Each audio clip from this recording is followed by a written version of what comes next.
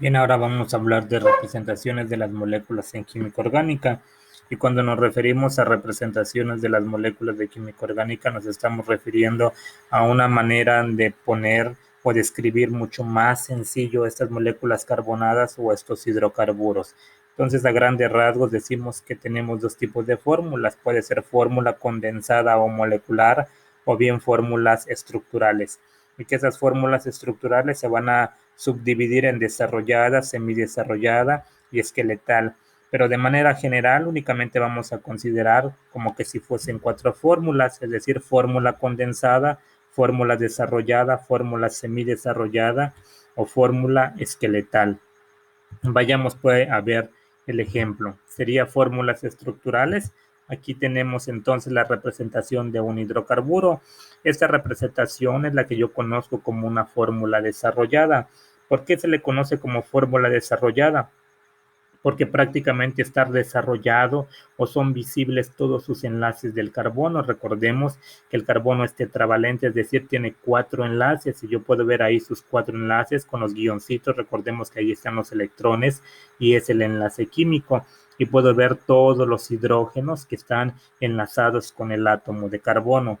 Pero también esta molécula yo la puedo representar de otra manera. Si considero este átomo de carbono el que estoy marcando, yo digo que ese átomo de carbono está enlazado con otro átomo de carbono, pero que a su vez también está enlazado con tres átomos de hidrógeno.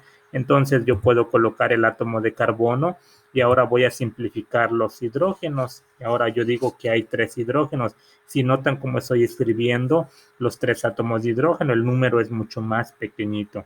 Y que ese átomo de carbono está enlazado, el enlace lo estoy indicando con este guión, está enlazado pues con este átomo de carbono, el de la flecha roja. Pongo el átomo de carbono y el átomo de carbono, el que está marcado con la flecha roja, pues tiene dos átomos de hidrógeno, uno en la parte superior y otro en la parte inferior. Entonces coloco sus dos átomos de hidrógeno. Y que ese átomo de carbono está enlazado pues con el siguiente átomo de carbono, que sería pues el carbono 3, el de la flecha amarilla, y que ese átomo está también enlazado pues con dos átomos de hidrógeno y que a su vez está enlazado con el siguiente átomo de carbono, el de la flecha verde, es el carbono número 4. Entonces coloco el carbono número 4 y digo que tiene también dos átomos de hidrógeno. Y por último, está enlazado también con el último átomo de carbono, que tiene tres átomos de hidrógeno. Entonces coloco el átomo de carbono con sus tres hidrógenos.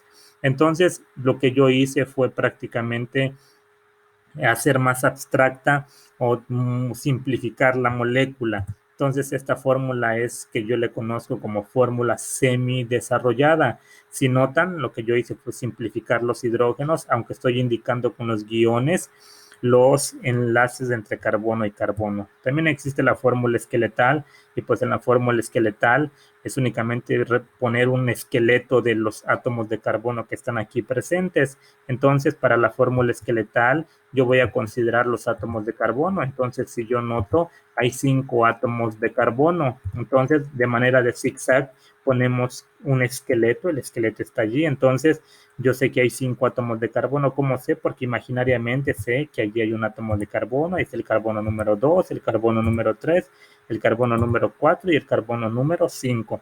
La fórmula esqueletal, pues, sería la forma correcta de esta manera. Yo les estoy poniendo las estrellitas únicamente para que entendamos que allí están los átomos de carbono que yo marqué en la parte superior. Y por último tenemos la fórmula condensada. Y condensada quiere decir que únicamente voy a considerar los átomos de carbono y los átomos